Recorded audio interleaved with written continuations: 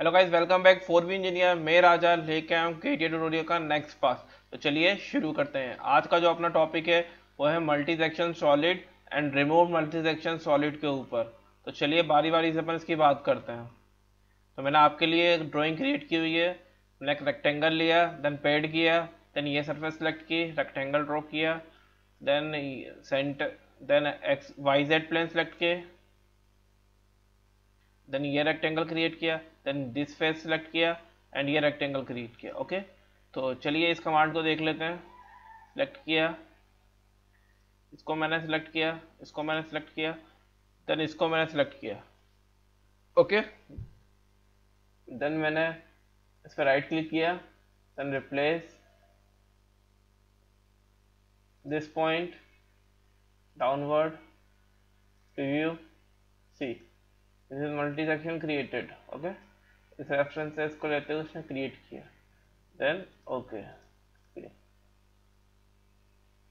Okay, this is multi section solid. Guys next practice you better.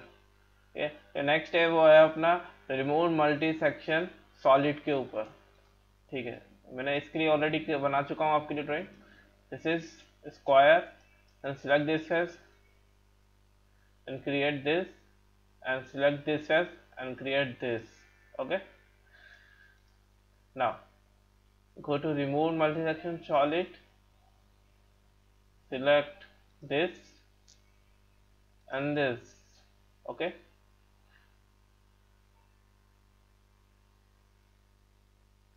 right click, replace this point, inside, coupling, preview. Okay,